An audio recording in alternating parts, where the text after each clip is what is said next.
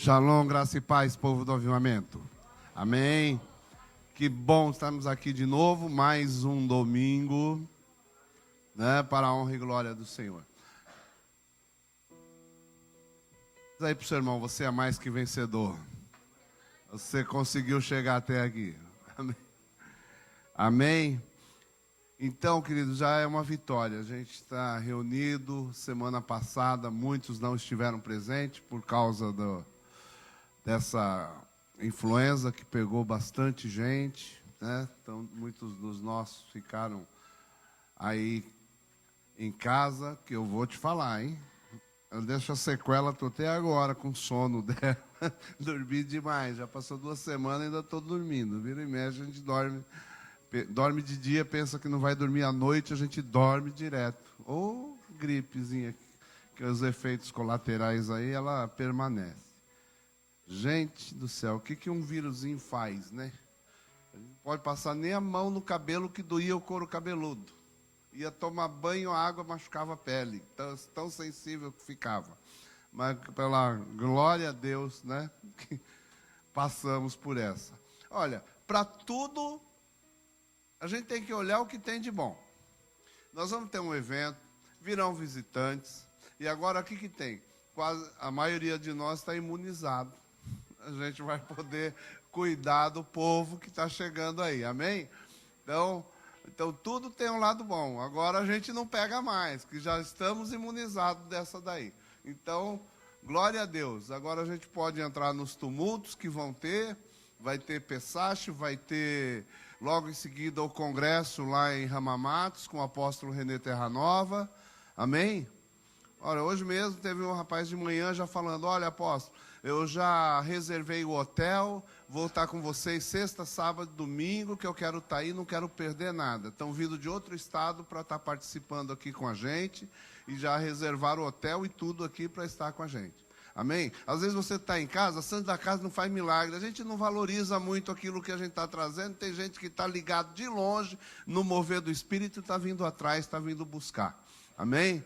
Que estão com visão de águia, estão ligados e falaram, essa eu não perco. E vieram para cá e já confirmaram agora de manhã que estão conectados com a gente e vai estar aqui desde a sexta-feira. Amém? Já fizeram a inscrição para o culto, agora tinham feito a inscrição para a escola, mas aí hoje eles já confirmaram que separaram o hotel para sexta, sábado e domingo. Para estarem aqui no meio com a gente. Amém? Então, vamos ficar ligados, irmão, que o mover de Deus vai acontecer, milagres acontecem e vai ser um tempo maravilhoso. Estou programando também com o pastor pastor Ademir, né? Ademir lá de Gifo, ele e a sua esposa, eles eram cantores gospel, aquele casal assembleano que cantava, faziam shows em igrejas, né? Assim, aquelas coisas bonitas, tinham CDs gravados, mas Deus trouxe eles para aqui para o Japão, entraram como missionários e estão cuidando de uma igreja lá.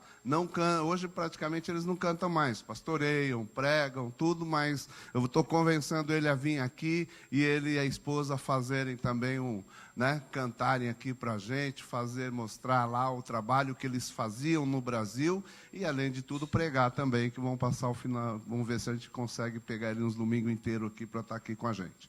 Amém? Em contrapartida, um dia eu vou ter que ir lá, mas a gente faz essa permuta aí com o pessoal. Mas gente talentosa, que Deus está usando e tem trazido para o Japão. E a nossa network de relacionamentos aí, a gente já está marcando um dia para ele estar aqui com a gente. Amém? Então o apóstolo Marcelo vai estar também no outro final de semana, né, que nós vamos estar aqui, no dia 5, 6 e 7. E depois, no final de semana seguinte, ele vai estar lá em Nishio, na Insegec, lá do apóstolo Tami, vão estar lá um tempo lá. Amém? Também estamos acertando com a apóstola Joana para vir fazer aqui um culto das mulheres, para ela vir trazer uma palavra poderosa para as varoas aqui da região. Tá? Então, estamos lá, vamos programando que vão ter umas atividades aí para os próximos meses. Amém? Então, ontem, na escola, nós estávamos falando, nós estamos lidando com a palavra de líder, né? Princípios de um líder, o caráter, a formação de um líder. E não tem como, a gente começa a ficar cheio disso, e a Bíblia fala que a gente fala do que o nosso coração está cheio. Então nós estamos falando de liderança aí. Quando eu fui preparar o esboço, eu comecei a pensar em Josué. Eu preguei esses dias em Josué, quando Deus fala para ele que ele tem que ser forte e corajoso.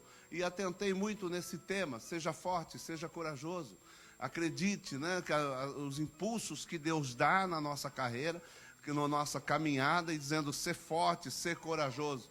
Mas nesse mesmo texto, Deus começou a falar comigo, né, nessa noite, na noite passada, e eu comecei a meditar nele, aí eu fui estudar a aula de domingo, a aula de ontem, e tudo se misturava.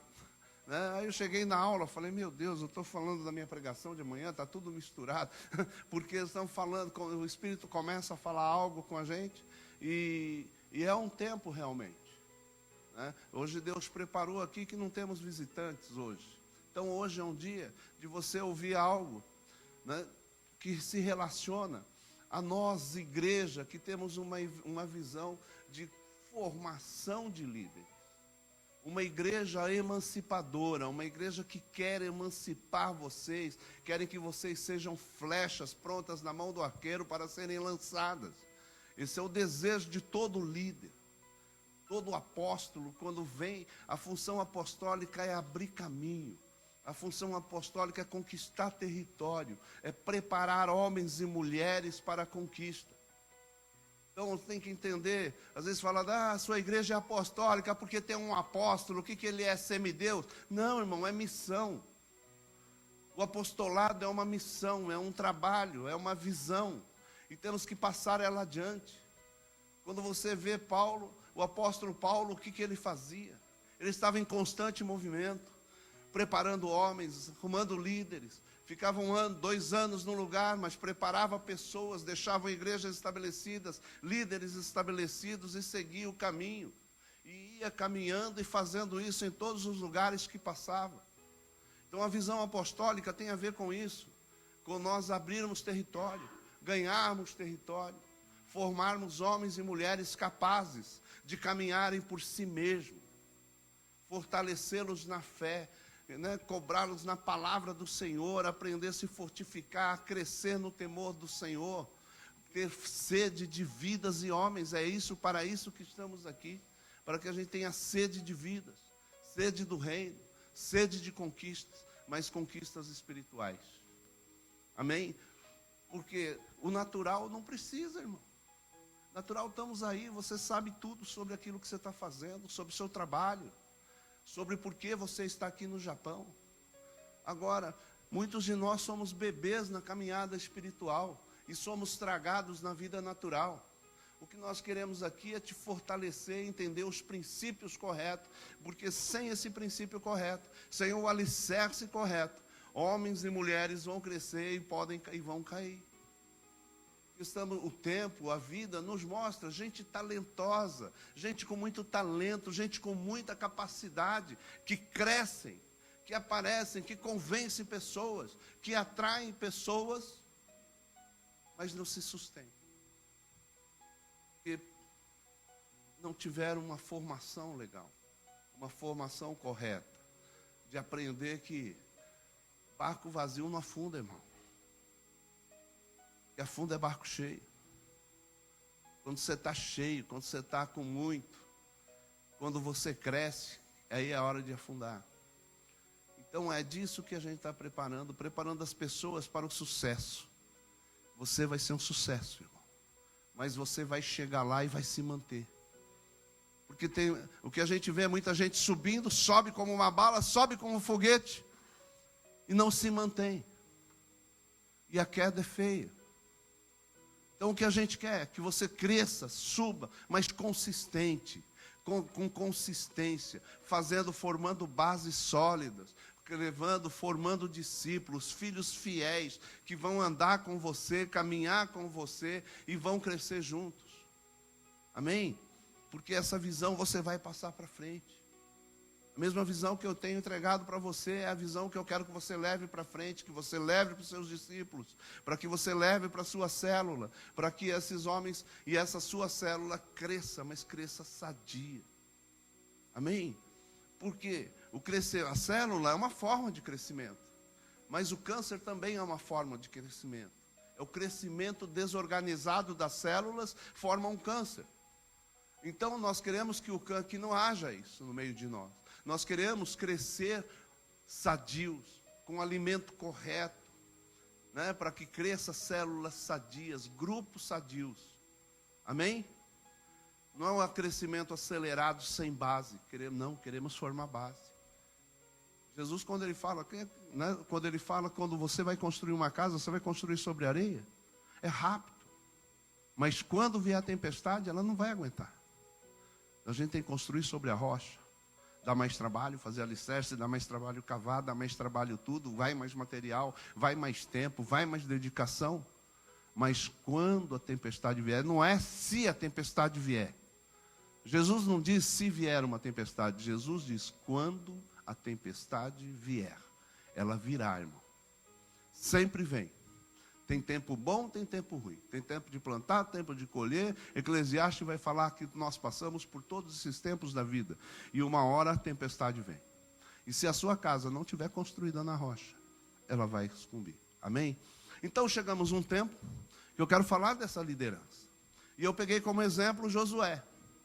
Um princípio da caminhada de nosso Senhor, de Josué com ele. Quando Deus começa a falar. Chega o final do livro de Deuteronômio. No final do livro, nós temos ali Deus falando da morte de de Moisés. Então chega um período de transição. Então no Josué capítulo 1, versículo 1, nós colocamos assim: sucedeu depois da morte de Moisés, servo do Senhor, que este falou a Josué, filho de Num, servidor de Moisés, dizendo: Moisés, meu servo é morto. Dispõe-te agora, passa esse Jordão, e todo este povo de a terra que eu dou aos filhos de Israel. E todo lugar que pisar a planta do vosso pé, eu vou-lo tenho dado, como eu prometi a Moisés. Vamos orar? Pai, em nome de Jesus, nós te agradecemos. Nós colocamos diante de Ti a Sua palavra. Hoje já te adoramos, Senhor, com os nossos dízimos e ofertas. Nós já te adoramos, Senhor, com os cânticos. Senhor, nós nos colocamos em Sua presença. E agora, Pai, peço que seja o Senhor a falar com a Sua igreja, com a Sua noiva e com todos aqueles que nos seguem pela internet. Pai, que essa palavra atinja o coração de cada um dos seus filhos. Que alcance, Senhor, que seja como uma flecha lançada, para que alcance o seu objetivo. Senhor, usa-nos nesse dia com a intrepidez, com a sua unção, com a sua graça. Querido e amado Espírito Santo de Deus, assume o seu lugar de honra nesse trono, nesse palco, nesse púlpito, e que seja tu a influenciar, seja tu a nos direcionar aquilo que há de ser dito para a sua noiva. Já em nome do seu Filho Jesus, meu Pai, nós já te agradecemos. Amém e amém. Então, Josué, olha esse texto. Então, eu quero navegar nessas águas, nos pequenos detalhes do texto, que quando Deus começa a falar com Josué. Então, a primeira coisa que me chama a atenção no capítulo 1, versículo 1, que ele diz assim: meu servo é morto. Dispõe-te agora. Primeira coisa, erguer. Erga-se. Coloque-se à disposição. Esses dias eu estava com o apóstolo William. Acabou o congresso lá do RAM, do Reunião dos Amigos Espirituais. Ministeriais, ou espirituais. Ministeriais. E veio gente, um pregador lá da Bola de Neve, lá de São Paulo, muito conhecido, Felipe não sei o quê, muito conhecido lá do Bola. Teve outro o Negrão lá, agora não sei se pode falar Negrão, né? O Wilson também, muito usado por Deus, fera, né? Os homens que pregaram palavras assim tremendas lá naquele encontro. E tivemos ali um tempo tremendo. E no final do congresso, tive ali um tempo com o apóstolo William, e ele disse assim para mim: cara, eu preciso que você seja disponível. Porque uma coisa eu sou nesse reino. Eu sou disponível para Deus. Eu estou disponível. Deus tem nos usado, porque eu tomei a decisão de estar disponível para Deus. Então essa é uma das palavras que a gente, quando fala, Deus fala para Josué: dispõe-te agora. Você está disponível para Deus? Quando Deus te chamar, você está disponível para servi-lo da sua maneira? Porque às vezes a gente quer estar disponível, mas a gente não está disposto a dar o melhor do nosso tempo para Deus. Na maioria das vezes a gente quer dar a nossa sobra, aquilo que eu posso dar. Quando a gente fala de oferta, quando a gente fala de primícia, a gente sempre corre para o dinheiro. Mas quando o bem mais precioso que nós temos na nossa vida é o nosso tempo. Porque ele você tem que aprender a gastá-lo. Porque você só tem ele uma vez. O tempo está passando. O tempo perdido. Aquilo que você deixou para depois. Aquilo que eu vou fazer outra hora. Já perdeu, irmão. Já foi. Você não estava disponível. Você acha que os céus, terra, inferno, o tempo, os projetos, os sonhos de Deus vão esperar a sua decisão de se disponibilizar? Porque quando Deus chama, não é ontem, não é para quando você quiser, é agora. Eu acho muito engraçado quando a gente fala para as pessoas: vamos para o encontro, vamos para o encontro, vamos ter um encontro com Deus. Ah, não é meu tempo. Quando céus e terra estão se movendo em torno de você para te levar a um encontro com Deus, a gente fala: não é meu tempo. Estou muito jovem, estou muito velho. Não é verdade? A gente fala: não, agora não é meu tempo. Irmão, quando as coisas acontecem, é o tempo de Deus. Amém? Deus está procurando pessoas que se disponibilizam a servi-lo. Pessoas que estejam, disponíveis a Deus. Deus não procura desocupados. Deus procura pessoas disponíveis. E toda vez que Jesus encontrou alguém, alguém estava fazendo alguma coisa. Não é verdade? Foi procurar Pedro, estava trabalhando. Foi procurar João, estava trabalhando. Amém? Deus não procura desocupados, Ele procura pessoas disponíveis, que estejam dispostas a largar até o que estão fazendo para servi-lo. Diga amém. Então dispõe-te agora, passa esse Jordão, tu e todo esse povo, a terra que dou aos filhos de Israel, e todo lugar que pisar a planta do vosso pé, tenho dado como eu prometi a Moisés. Então, veja bem, Deus é um Deus de transição. Deus é um Deus de continuidade. Deus é um Deus que tudo que Ele começa, Ele termina. Deus não pense que os planos de Deus vão parar por sua causa. Tudo que Ele planeja vai se realizar. Eu acredito que o Japão pertence a nosso Senhor Jesus Cristo. Carrego uma palavra de um homem, na qual eu respeito muito, que foi o apóstolo Tami. Me conta que ele esteve em uma reunião com Dave Yong-cho, lá na Coreia. Eles foram recebidos por Dave Yong-cho. E na sala dele, ele disse: Eu pedi o Japão para Deus. Tenho recursos, estamos perto.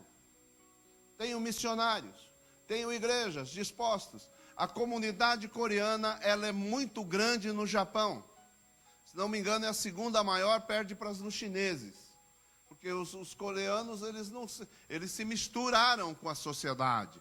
Hoje são homens de negócios, são grandes, esse pessoal de ferro velho, donos de patinco. Teve um tempo que os coreanos eram donos de quase todos os patincos aqui no Japão, mudaram de ramo, agora construções, enfim. Eles estão incluídos dentro da sociedade como empresários. E Cho queria vir aqui e montar as igrejas dele. Tanto que aquele lugar que nós temos lá em Micabe, que nós já fizemos encontro lá no alto da montanha, lá no meio da plantação de mexerica, aquele lugar foi comprado por David Young Cho, não por ele, pela sogra dele, que ele mandou a sogra dele vir comprar terrenos aqui para começar as igrejas no Japão. E ele começou a orar pelo Japão, começou a comprar terrenos para preparar os lugares para implantar as igrejas dele. Aí Deus disse não. Deus disse não a Cho. Quem não conhece, David Young Cho foi o fundador, morreu agora o ano passado, 2 anos atrás. Morreu agora aos 90 e poucos anos, que foi o homem que tem a maior igreja do mundo. O maior templo do mundo era de David Young Cho, lá na Coreia. Então, quem não conhece, um homem que fez um trabalho maravilhoso ali na Coreia, e ele queria estar aqui. Deus disse a ele, não vou dar o Japão para você. E ele questionou Deus, por que não? E Deus disse, eu não vou dar a você, porque eu já dei aos brasileiros. Amém? O Japão serão os brasileiros que irão conquistá-lo. Então, eu tenho essa palavra de um homem de Deus, que queria a conquista dessa terra, e Deus não permitiu. Ele tinha recurso, ele tinha dinheiro, ele tinha tudo para estar aqui, mas Deus disse a ele que escolheu que os brasileiros iriam herdar o Japão. Então eu ando debaixo dessa promessa, e quem me deu isso, quem me falou desta reunião, porque estava dentro dela, foi o apóstolo Tami. Pessoa que eu considero, tenho uma grande estima e consideração por ele. Não só ele, tinha outros brasileiros. Até o apóstolo René Terranova também estava lá. Então, e tanto que aqui, o Japão é o único país que o René Terranova faz questão de estar todos os anos. Só não veio nos anos da pandemia. Mas até o Ira fala, pastor, todo ano é difícil fazer congresso com você. Ele fala, não interessa, quero estar todo ano aqui. Não, cada 2 anos. Ele fala, não, é todo ano.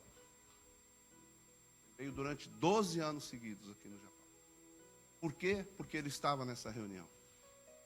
Ele crê nessa conquista. Então nós temos que entender, irmão, quando andamos, quando Deus promete um território para alguém, Ele vai entregar. Agora nós temos que nos posicionar como soldados nessa batalha. Se você, quando ele chega para aquele povo, e está dizendo aqui, ó, dispõe-te agora, que até aquilo tudo que eu prometi para Moisés, eu vou entregar para você. Ele está entregando para quem? Para Josué. Mas ele diz assim, Josué, onde você colocar a planta dos vossos pés, essa terra te pertence. Irmão, nós estamos andando debaixo da mesma promessa. Por isso minha fé é inabalável. Eu sei para onde eu estou indo. Eu sei debaixo de que promessa eu estou caminhando. Eu sei como Deus fez essa igreja crescer, tijolo a tijolo, nos últimos 10 anos. Eu sei por que nós estamos aqui. E quem acompanhou essa caminhada viu o nosso crescimento, com dificuldades, com lutas, mas sempre, irmão, Deus nunca deixou faltar nada. Então, eu acredito que nós estamos sendo preparados para sermos grandes. Porque não crescemos de um dia para a noite. Nós não crescemos de um momento para outro. Nós estamos crescendo consistentemente todo esse tempo. Deus tem nos sustentado todo esse tempo. Como aquele povo passou no deserto 40 anos. cresceu devagarinho. Se multiplicou, mudou a mente, mudou a mentalidade de escravo, transformou em mentalidade de conquistadores, tirou os que eram escravos, mente de escravos e colocou mentes de conquistadores. Diga, irmão, esse tempo todo você está sendo preparado para se tornar um conquistador. Você está entendendo? 40 anos de deserto foi para mudar uma mentalidade. E mentalidades não mudam de um dia para o outro. E para abrir, foi muito fácil abrir o Mar Vermelho, tirar o povo do Egito, enfiar 10 pragas naquele faraó. Foi tudo isso muito fácil para Deus, porque foram só milagres. Mas tirar a murmuração e a escravidão do coração daqueles homens, Deus não conseguiu. Precisou morrer toda uma geração para formar uma geração de conquistadores. Então você tem que entender, você vai escolher, você vai continuar sendo escravo ou você vai ser um conquistador. Você precisa tomar uma decisão que a sua mente seja renovada, como diz em Romanos 12. Que devemos ser transformados pela renovação da nossa mente. Deixar da mente escrava, deixar a mente vitimista, né? Que chega lá, na hora que aparece um problema, começa, olha aí, que água amarga, tirou nós de lá para morrer aqui. Ah, que miséria de pão, desgraçado pão esse que Deus nos dá. Queria era comer carne, lá eu comia carne, lá eu comia...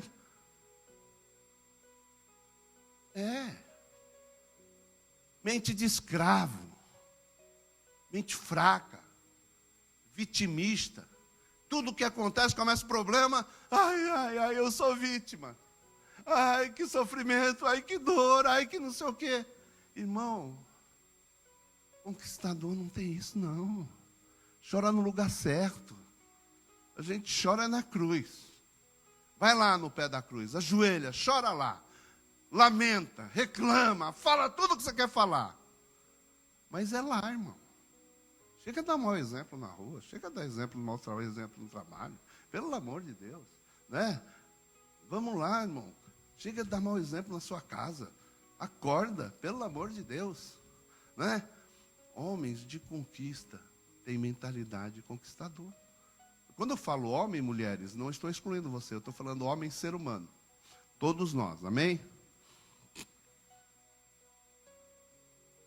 Então, deu a ele a promessa que era para Moisés, Deus passa para Josué. Deus é um Deus de continuidade. Amém? Estou com 60, vou completar 63 anos. Cadê a sequência? Cadê a continuidade? Tudo isso vai ficar, irmão. Alguém tem que se posicionar. Alguém tem que caminhar junto. E olha, parece que é fácil? Não. De todo aquele povo, teve 2 homens com espírito diferente. Josué e Caleb. Caleb cuidou das suas coisas. Josué escolheu ficar lavando a mão do profeta. Josué escolheu caminhar junto com o profeta. Então, toda a sua juventude, ele nunca se apartou do líder. Agora, eu fico imaginando, às vezes andar junto com o líder, será que ele é sempre perfeito? Será que ele é sempre certinho? Não, todos nós somos homens. Tem o dia mau. Tem o dia que a gente erra. E como erra? Tem hora que a gente erra e erra feio. Tem hora que a gente até fala demais, por mais que a gente queira falar menos. Mas, irmão, a gente olha o exemplo de... Meu Deus, essa Covid me rouba cada nome da cabeça.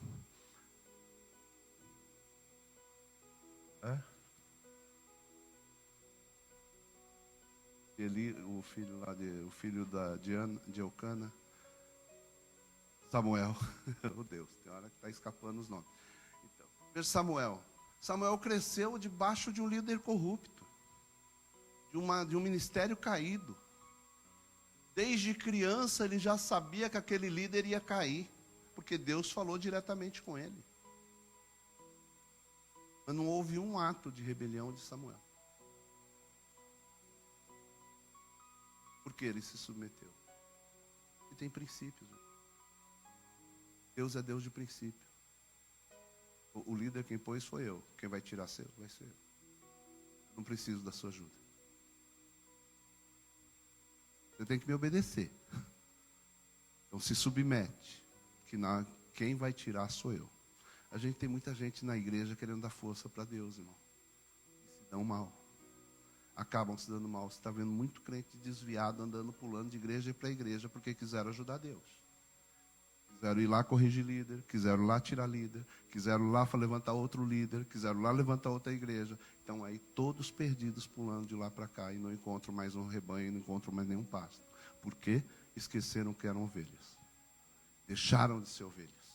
E começaram a virar um bode, e aí quebraram um princípio de Deus. Falaram, mas como é que eu me submeto? Irmão, não precisa submeter. Pede para sair. Pede para sair. Sai. Se Deus autorizar você a sair, sai. Procura seu lugar, procura seu rebanho. Mas não quebre princípios.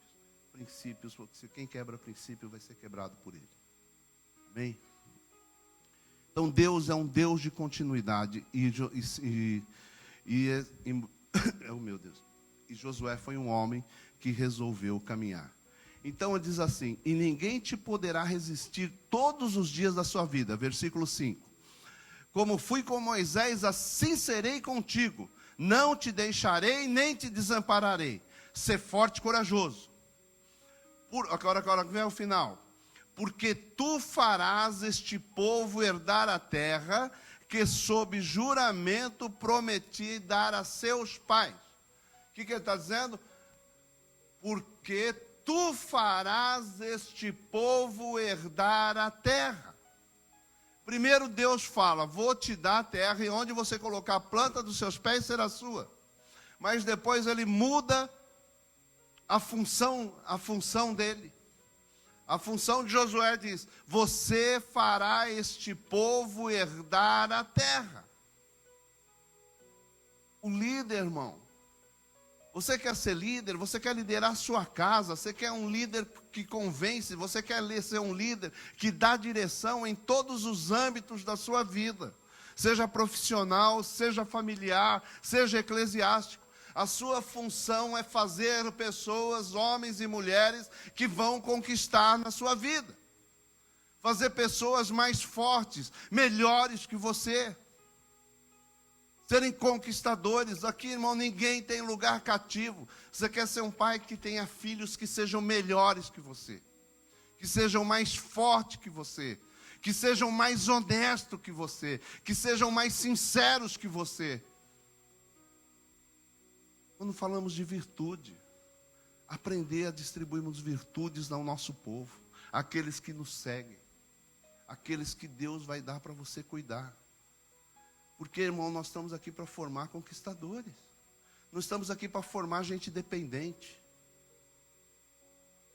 Não é verdade? Formar filhos que aprendam a conquistar, a lutar, buscar seu lugar, buscar seu espaço. Né? Agora a gente é a geração do filhinho que não pode tomar um tapa, do filhinho que não pode levantar a voz. Irmão, para com isso, a Bíblia não mudou não. A Bíblia diz que a vara tira a loucura do filho. Quando o filho está louco, que enlouquece, né? Quando é daquele, eu quero. Mas por quê? Você não me entende, mãe, eu quero. Ninguém me entende nessa casa. Irmão, eu tenho gente aqui de 40 anos que age assim ainda. Ninguém me entende. Fala, qual que é o problema? Não vou falar porque ninguém me entende. O cara, quando quer pecar, ele faz isso. Foge da gente. Quando a ovelha está fazendo coisa errada, eu já sei, irmão, porque já não dá bom dia direito para mim. Já passo dando bom dia, olhando para os olhos para o lado, o olho para o lado. Quando questionar, não, é comigo, deixa pra lá, não sei o quê, mas qual que é o problema? Eu não quero saber de coisa, não dá pra você, não entende nada que eu falei, deixa. Não é? Já viu a filha quando está saindo de casa e não quer falar para o outro? Filho, onde você vai? Uma coisa da coisa da Maria, pum, bate a porta e sai. Aonde? Né? Alguém não fez isso? seu pai, com a sua mãe. Quando a gente não quer conversa, a gente inventa qualquer negócio. É desse jeito. Sei lá porque eu estou falando isso. Eu me empolgo aqui na dinâmica e acabo esquecendo por que eu estou fazendo.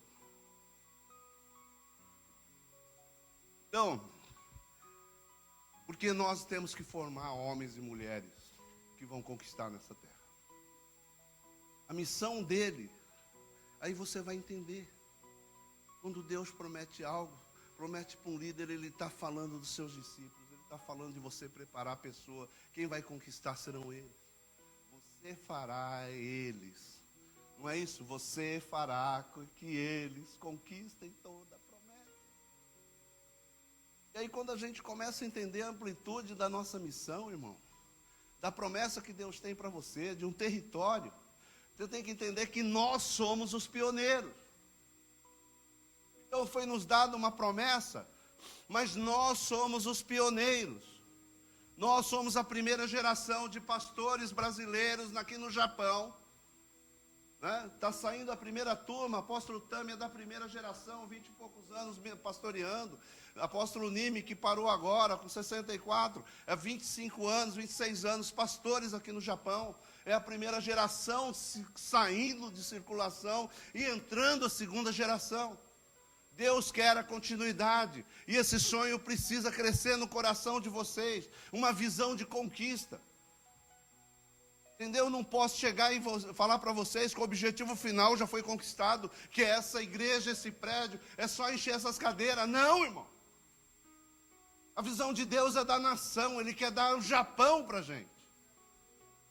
Então nós precisamos abrir não sei quantas células, não sei quantos líderes, não sei quantas igrejas. Não é questão de reino, de crescer, de ser o maior, de ser o pastor presidente. Não tem nada a ver com isso, irmão. Nós somos da Obreiros de Cristo. A Obreiros de Cristo tem mais de 60 igrejas debaixo do apóstolo Dorian e pastor Eliane. Mas sabe quanto eles recebem de dízimo das igrejas? 0. 0. Eles nunca quiseram fazer uma convenção, nunca quiseram colocar ninguém dependendo para sustentá-los. Muito pelo contrário, quando eles estão bem, eles vão lá, compram o terreno, constroem igreja e dão igreja para pastores tocarem. E diz assim, se quiser pode usar meu nome, se não quiser pode usar o nome se quiser. Para essa igreja que eu trabalho. Eu quero colocar Aleluia Church, ele falou, pode pôr, pô. Você não vai ficar chateado porque a gente quer fazer a coisa. Não, se você está aí, você que sabe as necessidades daí. Sabe, não tem a ver, irmão. Às vezes a gente está falando de conquista, alguém já pode começar a entrar na sua cabeça. Ele quer ser pastor presidente de 10 igrejas, de 5 igrejas, quer virar o Silas Malafaia do Japão. Não, irmão. Não tem nada a ver com isso. Tem a ver com emancipar homens e mulheres e serem livres. Para pregar a palavra de Deus, crescerem, multiplicarem. Tem a ver com isso. Tem a ver com sonho e visão. Eu quero que você comece a sonhar. Comece a ver os sonhos crescer. Bem, sabe, às vezes a gente tão jovem, a gente vê, não consegue viver às vezes os sonhos dos nossos pais. E tantas coisas são construídas e destruídas, empresas enormes crescem e acabam na primeira geração que os filhos assumem. Porque os filhos não vivem o sonho do pai. Porque o filho é incapaz de viver o sonho do outro. Pensamento de continuidade, pensamento de herança, pensamento que Deus dá uma riqueza para que ela seja continuada para a sua vida. E a gente pega num pensamento tão egoísta, a gente só consegue pensar naquilo que nos satisfaz. Mas o pensamento de Deus é sempre de continuidade. Deus é Deus de herança. Deus é Deus de dons que repassam de pai para filho. Deus multiplica. Deus quer continuidade de todas as obras. Fazer uma grande obra e a gente poder ver crescer e se multiplicar. Isso através das nossas vidas. Deus quer isso. Amém? Pagando aqui toda hora.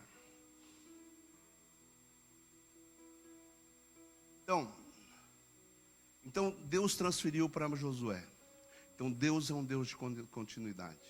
Porque, olha, há um espaço de tempo entre a entrada de Jacó no Egito e a saída do povo, né? Vamos dizer 400, a Bíblia diz 430 anos, alguns estudiosos dizem 250, mas foi bastante tempo. Eu acredito que a Bíblia me fala 430.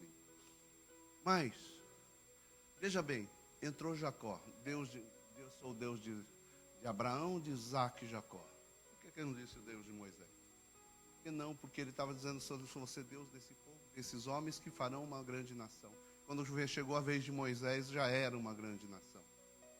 E aí Moisés era o servo de Deus. Moisés se tornou o servo de Deus usado. Passaram um hiato de 400 anos para a continuidade da promessa. Então eu quero te dizer o seguinte, irmão, não se preocupe com o tempo não. Deus sabe controlar o tempo. Porque Deus já havia dito para Abraão que a geração dele ficaria 400 anos vivendo na terra, esperando o tempo de que o pecado dos cananeus atingisse o limite que Deus achava insuportável. Então Deus tem controle de toda a situação. Eu não sei que tempo você acha que está perdido. Eu não sei que tempo você acha que não vai dar para fazer. Eu quero te dizer que para Deus, irmão, está tudo sob controle. Está tudo sob controle. Ele é dono do tempo. Ele tem a resposta para todas as coisas. Amém? Então, diz para o seu irmão, não importa o tempo. A promessa vai se cumprir. Não importa o tempo. Você não entendeu, irmão? Não importa o tempo. A promessa vai se cumprir. Ei, vocês dois vai se cumprir. Vai se cumprir. Nem começou, Esther, esquece. Nem começou, Esther. Nem começou. Você vai ver o que Deus vai fazer.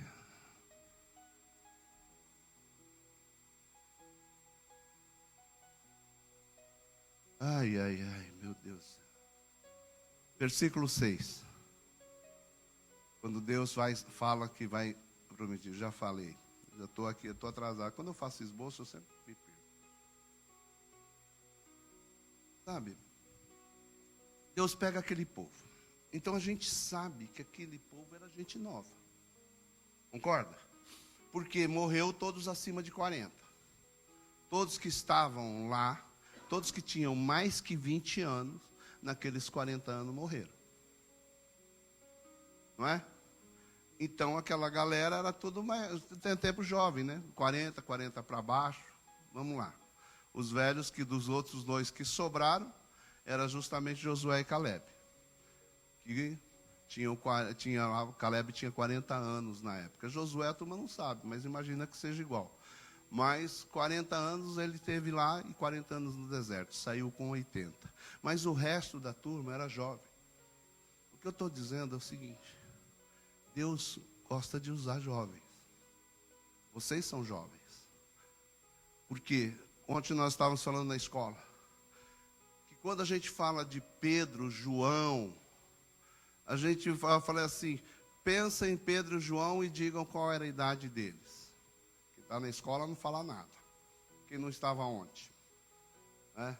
Quantos anos você imagina que tem Pedro? Vai nesse imaginário, vê a imagem de Pedro e vê quantos anos ele tinha. 30 e pouco? Você estudou.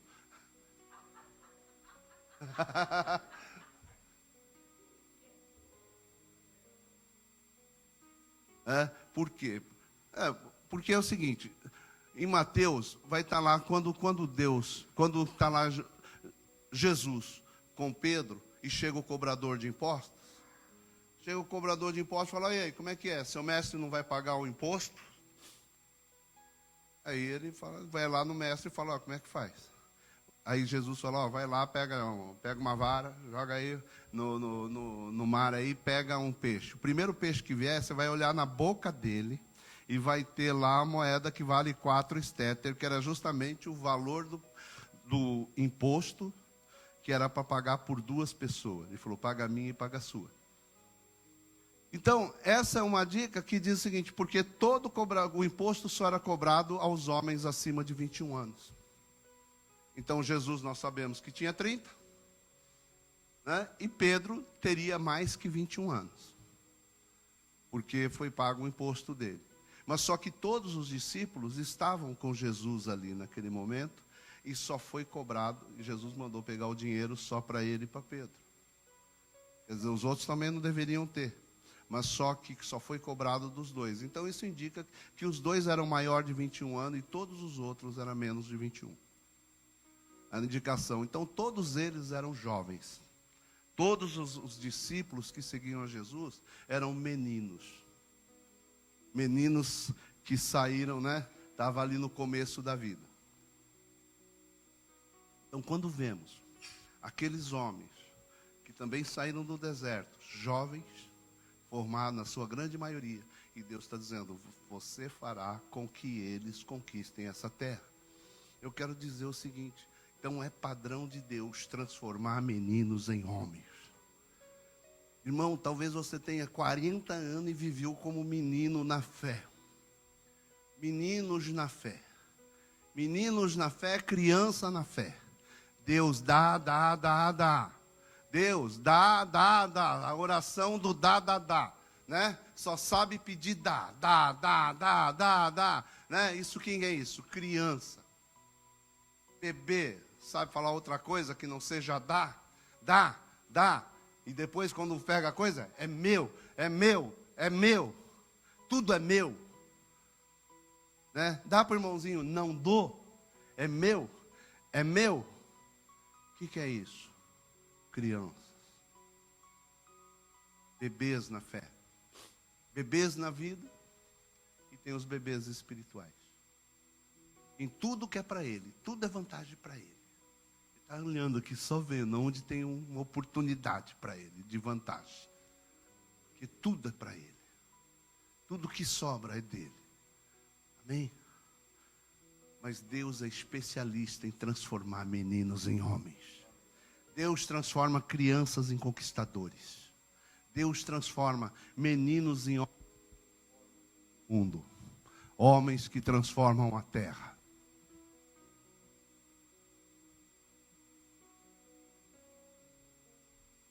Deus é um Deus de transformação. Deus pode mudar a sua natureza. Você pode dormir um menino e acordar um homem. Você pode dormir um fracassado e acordar um conquistador. Porque Deus pode mudar a sua natureza. Amém? Mas para isso temos que crer. Crer. Acreditar. Acreditar que podemos fazer a diferença nessa terra. Se você não se vê como um conquistador, se você não se vê como um pregador da palavra de Deus, um grande pregador, se você não se vê como um cantor, um grande músico, não é de talento e qualidade, irmão, mas é de unção e poder do Espírito de Deus, porque o que vai te transformar em um conquistador não são somente os seus dons naturais, mas sim aquilo que Deus tem para derramar na sua vida. O espírito de conquistador, não mais espírito de medo, não mais o espírito de derrota, porque já aprendemos aqui que medo é espírito, medo é um espírito. Porque Deus, quando Jesus diz que nós fomos batizados com o espírito de valentia, não o espírito de medo, porque nós somos cheios do Espírito de Deus. Medo é ferramenta espiritual de Deus e do diabo. Amém? Olha aqui. Então, é isso que Jesus fez. Em 3 anos ele conseguiu emancipar 11 homens. Emancipar. Eu lembro quando eu estive com o pastor Cote, o Cote falou assim do apóstolo Doriel, que é o meu pastor.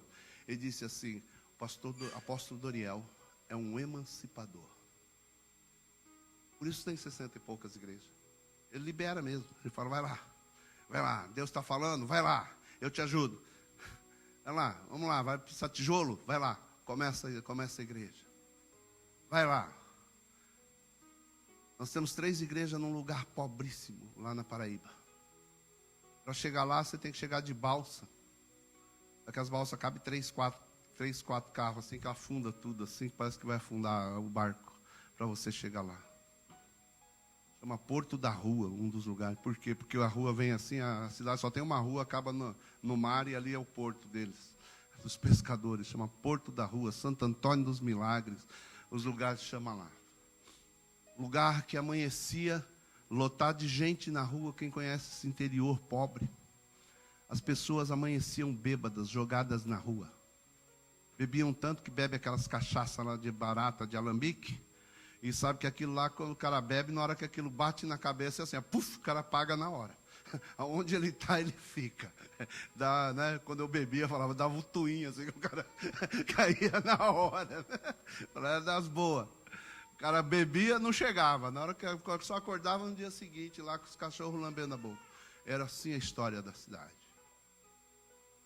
E uma prostituta foi ganha dentro de um presídio. Uma prostituta foi ganha no nosso ministério que visita presídios. Essa mulher se converteu. Foi para lá. Foi para lá. E começou a pregar a palavra de Deus. E começou a pregar a palavra de Deus. E pessoas começaram a se converter. As pessoas começaram a se converter. E aqueles bêbados começaram a ir para a igreja. Aí o prefeito chamou a atenção do prefeito da cidade. E o prefeito da cidade foi lá. Falou, o que aconteceu? Nós estamos vendo os casos crônicos de pessoas que eram tidas como alcoólatras crônicos. Você sabe que crônico é uma doença sem cura. Alcoolismo dá aposentadoria, porque o governo entende que o alcoolismo é crônico. Não há cura para o alcoólatra. Então eles ali, e o prefeito foi atrás e quis saber. E viu essas pessoas convertidas, essas pessoas pararam de beber. Muitos começaram a frequentar a igreja. E o prefeito falou assim, você precisa continuar esse negócio. E deu um terreno para eles construírem. Hoje nós estamos com 3 igrejas lá. Deus usando essas pessoas. Então, irmão, Deus é um Deus que transforma a geografia e realidades. Basta alguém chegar lá e querer conquistar. Basta alguém se dispor. Ela conquistou aquela cidade. Ela conquistou a cidade vizinha. Estão lá trabalhando e batalhando. Agora, Deus já te deu a sua geografia. Deus já te deu um território para você lutar. Deus já te deu uma terra, já te deu uma promessa. Eu estou trazendo isso para você e dizendo, existe uma promessa de Deus, existe um território de Deus, que Deus já entregou para você, e você é o conquistador dela. Diga amém, diga glória a Deus, diga aleluia. Manifesta, irmão. Diga, eu creio. Sabe, você não pode ficar apático a uma situação como essa, como se fosse mais uma palavra. Não, eu estou profetizando para a sua vida um tempo de conquista e territórios. Eu estou dizendo que Deus já te entregou a sua geografia. Você não está aqui hoje por acaso. Entenda isso, irmão. Existe um território para ser conquistado e nós estamos parados no deserto. E aí, Josué vai chegar e dizer, ei, olha o Jordão aí. Ei, prepara o povo. Prepara o povo que daqui 3 dias atravessaremos o Jordão. Provenham-se de comida. Ei, líder tem que ensinar a ter provisão. Vamos por uma estratégia. Qual a estratégia? Daqui 3 dias. Tempo. Determinar direção, determinar modo de ação, como vamos agir. Você está entendendo, irmão? Nós temos que gastar tempo pensando, nós temos que gastar tempo bolando como é que eu vou alcançar aquela família, como é que eu vou alcançar aquele cara, como é que eu vou falar com esse sujeito, como é que eu vou ser usado dentro dessa fábrica. Tem que ter estratégia, tem que ter planejamento. Não é à toa, não é acaso, Deus. Não, Deus já deu o comando, irmão. O resto é com você. Se prepara. Junte mantimentos. Faça provisão. Se alimente. Vamos entrar na guerra. Nós vamos entrar para a terra prometida. Ei, Aí ele fala assim, ó, só que é o seguinte, Deus vai na frente. Aí chega para eles e fala assim, ó, os levitas pegam a arca do concerto. Todo mundo olha, enquanto a arca não for, ninguém sai do lugar. Agora você imagina o seguinte, irmão, sabe o que é a arca do concerto? A arca do concerto é assim, ó, um baúzinho, 1 metro para cá, 1 metro para cá, e mais 1 metro para cá, e mais 1 metro para cá. 2 varas de comprimento, para os levitas carregarem no ombro. Então, vamos lá, uma caixinha 2 vezes essa daqui, ou o tamanho dessa mesa, mais ou menos, dessa mesinha, um pouquinho mais larga, essa é a arca do concerto, com 2 querubins em cima. Aí fala, mas ninguém se aproxima. Quando ela andar, todo mundo anda. Vocês vão ficar a uma distância de, agora não lembro quantos côvados, 2.000 côvados, eu não lembro, mas que em metros dava 900 metros. Eram 2.000 côvados, que dá 45 centímetros, e eram 900 metros para a nossa medida, 900 metros de distância. Irmão, sabe quanto que é 900 metros? Hã? Numa reta aqui, 1 quilômetro. Agora, põe uma caixa daqui 1 quilômetro aqui na rota 8, para você ver o que você vai ver. Uma caixinha de 1 metro por 1 metro. Né? Eu já tenho dificuldade, que tenho que usar óculos, que a 100 metros é perigoso atropelar a caixa. Amém? Mas eu sei que a maioria de nós, se vê, vai ver um negocinho lá embaixo, se for muito retinho. Né? Se for muito retinho, tem que estar meio altinho ainda para a gente ver as pessoas a 1 quilômetro de distância. Aí eles falam, ó, fica de olho, quando a arca andar, vocês andam. Ei, tem que ficar de olho, irmão. É difícil? É fácil? Não é, mas tem que ficar de olho em Deus. Quando Deus se movimentar, você tem que se movimentar.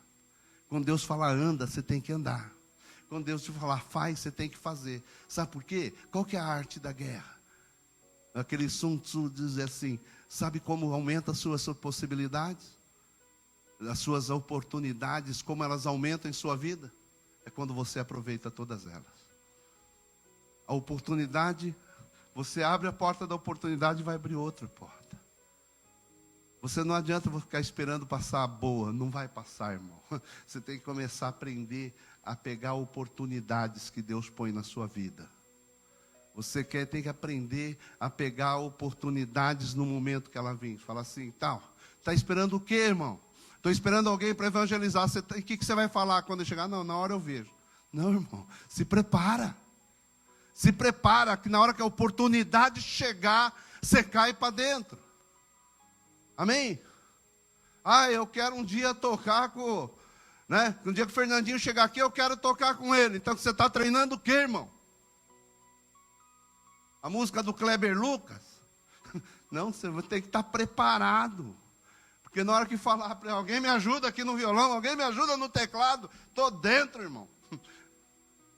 Eu lembro que eu era diácono, eu fui lá, estava lá e me chamaram para pregar dízimo e oferta, aí para mim falar e orar. Aí eu me empolguei, comecei a pregar. Aí o Kleber Lucas estava lá, ele começou a fazer pianinho para mim. Eu falei, ô glória, o diáconozinho da igreja está com o Kleber Lucas fazendo fundinho para ele. Eu falei, né? Oportunidade, elas aparecem na vida. Você tem que estar lá disponível, tem que estar lá no meio do negócio. Amém? Se você não tiver, ela não aparece. Hoje eu posso contar a vantagem. Agora, se eu não tivesse subido lá naquele palco, não ia ter acontecido. Se eu não tivesse me empolgado, ele não tinha tocado. E as coisas vão acontecendo. Né? Eu fiquei todo cheio que na hora eu não aguentei. Eu até falei. Oh, glória. Então, oportunidades não podem ser perdidas. Então, e agora olha bem, eu vou encerrar porque não deu tempo. Ele pega aquela arca e vão. Aí eles começam a andar. Por que a presença de Deus na frente? Porque eles iam para o Jordão. Aqui eu vou encerrar. Eles vão com aquela arca e colocam os homens, quando os sacerdotes chegam, diz que a arca, o rio parou de descer, a água. fechou lá e começou a alagar lá para cima, porque era tempo de cheia, e os homens passaram de pés secos, porque o rio parou. Os homens da arca chegaram com ela e pararam no meio do rio. E pousaram ali a arca. Aí o homem de Deus diz para eles: Josué recebe outro comando. Peguem 12 homens, 12 príncipes. Peguem 12 pedras do leito do rio. E levem para o outro lado. E façam um altar ali. Aí peguem mais 12 pedras. Agora no meio do rio levantem um altar aqui. Façam um altar no meio do rio. E todo o povo passou com os pés secos. Isso aí está no capítulo 6, mas tudo bem. Só estou correndo aqui. E eles passaram. E todo o povo passou. O rio Jordão é lugar de milagre. Esse povo começou uma nova era na Bíblia. O rio Jordão não é mencionado até então na Bíblia como lugar de passagem. E mesmo todos os outros que saíram pelo outro lado. Quando Jacó desceu para o Egito, desceu pelo outro lado. Desceu pela terra de Gozém, não foi pelo lado do mar, não precisou cruzar o Jordão. Abraão, quando desceu também para lá, não precisou cruzar o Jordão. Porque vieram pelo outro lado. Mesmo Abraão, quando veio por cima e chegou na terra de Canaã, chegou por cima, não precisou cruzar o Jordão. Esse povo foi o primeiro povo que começou um novo tempo atravessando o Jordão. O Jordão se transformou no lugar de milagres. Era o início da conquista. No livro de 2 Reis, capítulo 2, vai estar falando do final do ministério de Elias. Quando ele bate sua capa no Rio Jordão e o Rio Jordão se abre. E atravessa ele, Eliseu. Ele é levado aos céus. E Eliseu pega a sua capa. O Jordão significa unção de Deus. Nós temos um povo que vai atravessar esse Jordão. Nós temos um povo que vai pegar essa capa. Nós vamos ter um povo que vai ver as águas do rio se abrindo. Porque a geração que Deus levanta, a terra de conquistadores, até gente que vai fazer coisas que outros não fizeram. Vão fazer milagres que nunca aconteceram. Que vão atravessar de pés secos onde ninguém nunca passou. Vão viver um tempo de milagres sobrenaturais nessa terra. Mas você tem que se revestir do espírito de conquista, do espírito de conquistador. Chega de ser vítima, você não é vítima. Diga para o seu irmão, você não é vítima. Você é um conquistador. Meu irmão, não somos murmuradores. E os milagres vão acontecer, nós vamos chegar no Jordão. Nós vamos chegar no nosso Jordão e vai abrir na hora que ele se abrir, vai ser tremendo, vai ser uma nova fase de milagres, vai ser um novo tempo para que outros entrem ali, e vai aparecer Elias, vai aparecer Eliseu, vai aparecer João Batista, trazendo remissão dos pecados, vai aparecer Jesus, que vai chegar o Espírito Santo sobre ele, vai chegar Jesus e vai ser conduzido para o deserto, porque é lugar de milagres. Vai acontecer na minha vida, na sua vida. Creia que é um tempo de milagres, novos milagres para a sua vida. Coisas que ninguém fez, você vai fazer. Ideias que ninguém teve, você vai ter. Ousadia que outros não tiveram, você vai ter. Estratégias que nunca outros tentaram, você vai tentar e vai dar certo. Porque serão estratégias de Deus para a sua vida. Ah, apóstolo, não tem lógica. Não precisa ter lógica, precisa de milagre. Milagre não tem lógica. Quando é com Deus, irmão, não tem conversa. É Deus que vai fazer a diferença na vida do povo. Amém? E qual o segredo? Esse povo fez 12 pedras. A gente vai levantar um altar para Deus. Isso é um altar para Deus. Nós estamos construindo altares. Vamos levantar outros, como foi com Abraão. Mas aí eles pegaram 12 pedras e fizeram um altar no meio do rio. Levantaram um monumento de 12 pedras no meio do rio. E quando eles saíram dali, as águas do rio voltaram a correr.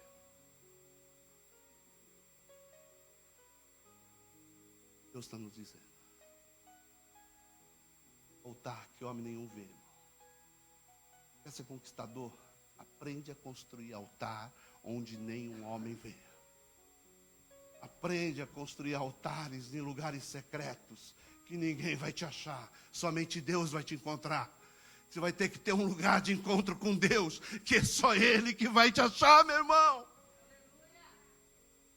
Sem esse lugar de encontro, nós não seremos nada. Uma vida de fantasia, uma vida de mentira, uma vida sem Deus, uma vida sem intimidade, uma vida sem palavra, uma vida sem construir um altar particular seu. Aí eu vou te dizer, seu ministério é uma farsa. Você quer construir altares fora? Quer ser visto lá fora? Constrói o seu altar no meio do Jordão, onde ninguém vai ver. É aí que você vai ser o vencedor. É aí que você vai transformar num lugar de milagres. É aí que outros virão e acontecerão milagres por onde mesmo você passou.